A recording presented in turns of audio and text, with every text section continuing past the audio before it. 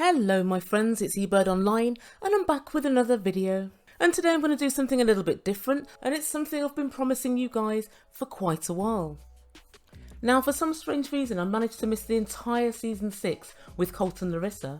Who knows, maybe I was just living life, but when I see Colt and Jessica and Debbie, I think, how did this shit show occur? And so of course, me being nosy, I decided to watch the entire season. So I started watching it last week. And guys, let me tell you, the past couple of weeks have taught me one thing. Life is never so amusing as it is when you're dealing with highly irrational, uber narcissistic fools. So I'm splitting the whole season up into 4 separate parts. So today I'm going to deal with episodes 1, 2 and 3 of season 6, and this is Colt and Larissa. So it's going to be quite different to my usual videos because I'm not going to be posing as many questions, but I do definitely want to point out a few things because right from the off, Colt set himself up to fail, and so did Larissa. The only real winner from all of this is Debbie. She's still living with Colt. Well, I say winner, you know what I mean. Very quickly, if you haven't done so yet, please just press that red subscribe button and subscribe to my channel. And also hop over to my other channel, Ebird Unfiltered, if you want to see the rise and fall of Ellen DeGeneres later on this week. I'll put the links down below if you want to subscribe. So without further ado, I give you Colt and Larissa, part 1. So Colt is a 33-year-old IT consultant and self-confessed geek. He met Larissa online, where else? After he tried unsuccessfully, he says, to date American women. Apparently they rejected him en masse, all 166 million of them. So he tells us he decided to try his luck abroad. Translation, I decided to dangle a green card in with the package. So Larissa's 31 and she's from Brazil, and she can't wait to meet the one she'd always dreamed of, the United States of America. And so they started chatting online, and they decided to have a romantic getaway in Cancun on spring break. Really, Colt? As if Mexico doesn't have enough problems. And whilst in Cancun, Colt was so taken with Larissa, he proposed to her within 5 days. He then promptly went home and applied for the K1 visa and begged for his mother's forgiveness. And whilst still waiting for it to go through, he did take a trip to see her in Brazil as well. And Colt tells production, I'm a mummy's boy. My father passed away 10 years ago and he lives with mum Debbie. Debbie tells us Colt doesn't even know how to make a bed, and she acts as if this is a badge of honour. Debbie, you've failed miserably if he can't do anything for himself. So she cooks for him, she cleans for him, she washes his clothes, and she makes his bed. The only thing she doesn't do for him is choose his girlfriends. Yet.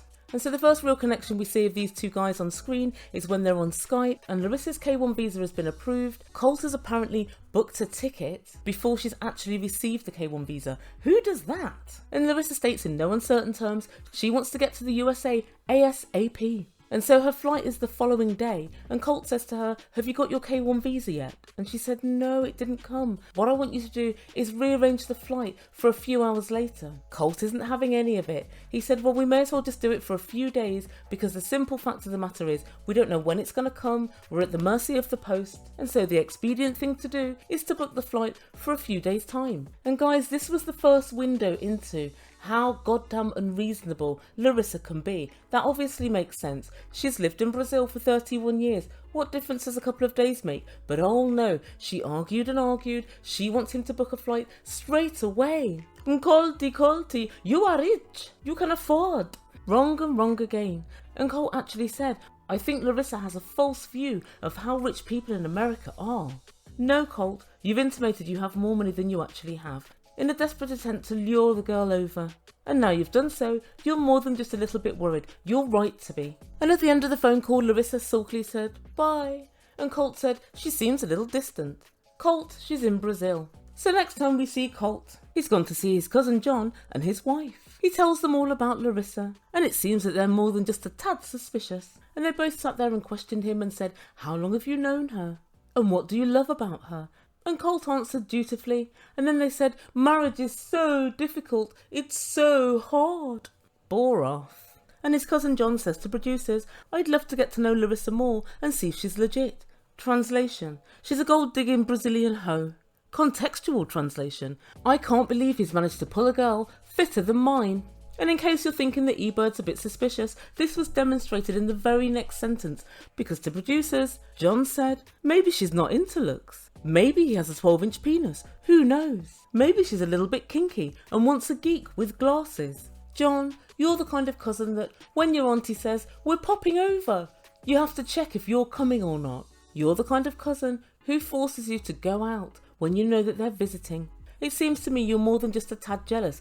And guys, it really irritated me because John and his wife kind of intimated that what does Larissa see in Colt? As if Colt's so disgusting looking and Colt's so ugly. Okay, Colt's a little bit on the bigger side. Big deal. John, so are you. He's acting as if Colt's far worse looking than he is. I actually objectively think Colt's better looking than John. But why say something on camera such as maybe she's not into looks? Even if you thought that Colt really wasn't good looking, it's not something you'd say. Guys, I really don't like this John. At least you can be supportive of the relationship until you meet her. Admittedly, when you meet her, all bets will be off, but I humbly request you wait until then. And back at Chateau de Colt, Debbie was a little bit upset. There's so many changes that are going to happen. Nothing's ever going to be the same again, Colt. And he said, we all just have to learn to get along with each other. And Debbie then said, I'll have to learn to be a little bit calm and keep my mouth shut, which is going to be difficult for me. Difficult, Debbie. I think we'll find by the end of the season it's goddamn impossible. And she finished off by saying, I'll miss being involved in all your stuff and everything you do. Oh, Debbie, no you won't. So finally today's the day. It's D-Day. Larissa's arriving.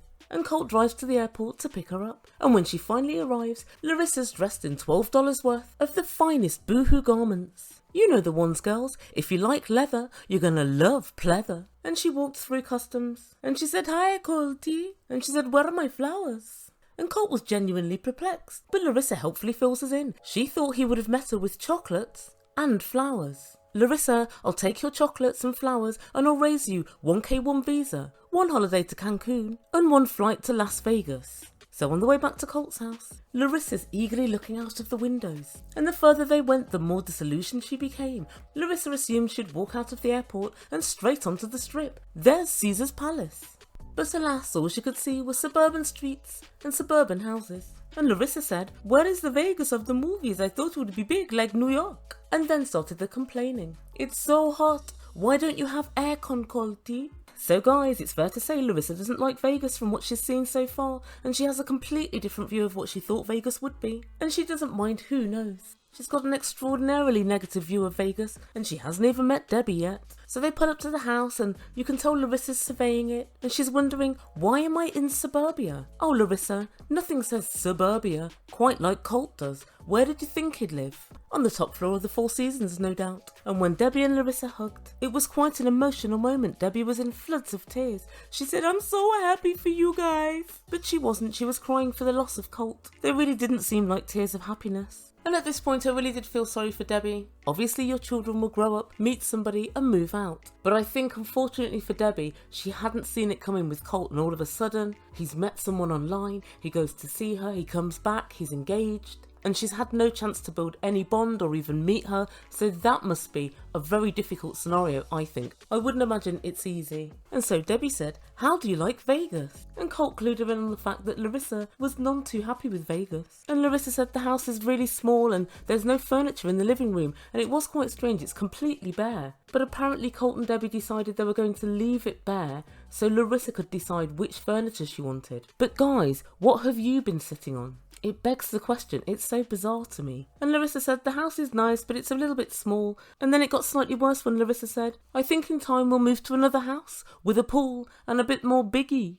And they're all sitting round the table. And guys, you could cut the atmosphere with a knife. And as Larissa casts her eye around the room, she settles on a fruit machine which is sat in the corner. Oh, who bought this? And then Colt said, it was my father's. He gave it to my mother. It was the very last thing he bought before he died, tragically and suddenly. Larissa, both your feet are in it and you're sinking. And I'm beginning to think at this point, Larissa literally has no filter. She hasn't even got a roach. Nothing, nada. She just says whatever she wants, whenever she wants. And usually at this juncture I'd say, and to hell with the consequences. But I'm not actually sure that Larissa realises that there are consequences to her actions. And I'm not quite sure she's reached that developmental stage yet. Okay, so you think you don't like Las Vegas. You don't know because you've only been there half an hour. You want Colt to get a new car because there's no aircon. Larissa, you're wearing a jumper and a plastic skirt. And I was just at the point of thinking, well, it can't get any worse. Poor Debbie looked crestfallen. Colt looked shell-shocked. And then Debbie said, well, I've made dinner, I've made stew.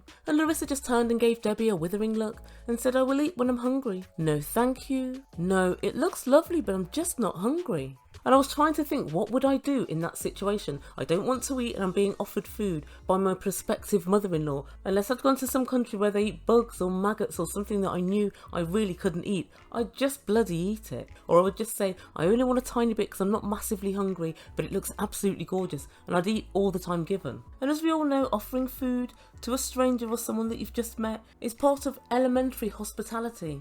Offering to feed someone is a very welcoming trait for most cultures. And of course, refusal of that food or refusal of that offer is seen as ill-mannered or impolite in the majority of cultures. Larissa, where is your head at? Serious question for Larissa. Were you raised by wolves? Were you? It seems so. And Larissa decides to go and sit in Colt's room. And she doesn't interact with Debbie for the whole of the rest of the evening. And Debbie's super upset and she said, I wanted it to go so well and it's gone terribly. And again, I feel really sorry for Debbie because she's trying to hand out that olive branch and she's being met with damn near insolence. So the following morning, Larissa gets up bright and early. And of course, usually Debbie cooks Colt's breakfast for him, but Larissa said, no, I don't want Debbie to cook for him now. I want to prove to him that I can cook. And yet again, I'm watching the screen through my fingers. Larissa, you wait until you're more accepted within the house before you decide, I am going to be the one to cook. But nevertheless, I guess for Colt it's quite a sweet gesture. I wonder what she's going to cook. Oh dear,